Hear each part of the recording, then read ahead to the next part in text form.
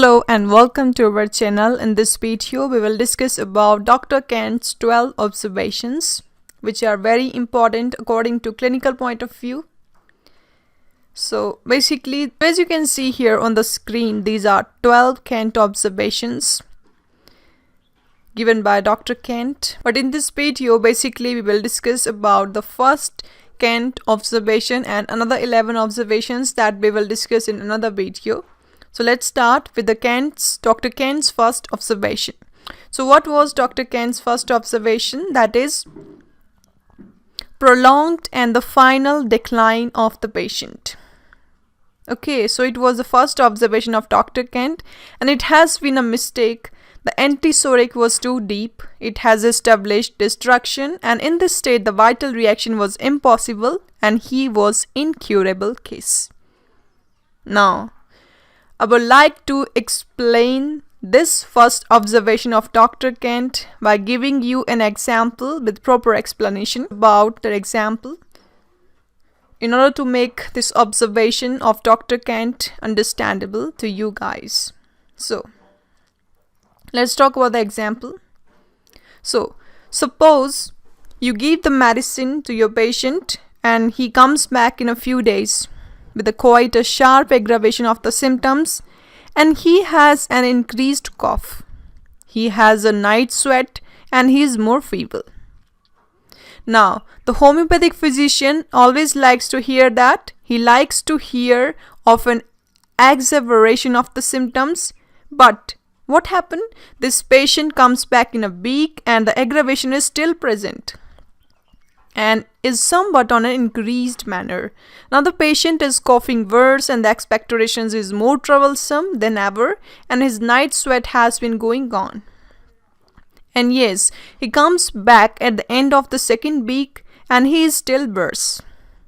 And all the symptoms have been worse since he took that medicine. He was comparatively comfortable before he took that medicine. But at the end of the fourth week, he is steadily growing worse.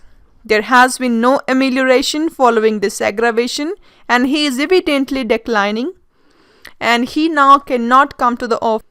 So this is an example of first observation which is given by Dr. Kent, which we have discussed with you. This will be the first observation, a prolonged aggravation and final decline of the patient. So what have we done? It has been a mistake. The antipsoric medicine was too deep and it has established destruction. So in this state, the vital reaction was impossible and he was an incurable case. Now the question immediately comes up. What are you to do? Are you not going to give the homeopathic remedy in such cases?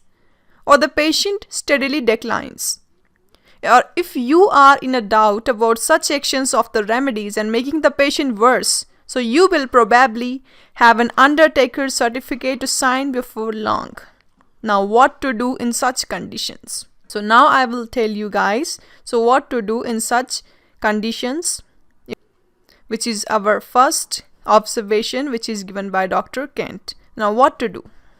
So answer of each and every question. So, in incurable and the doubtful cases, give no higher than the 30th or the 200th potency.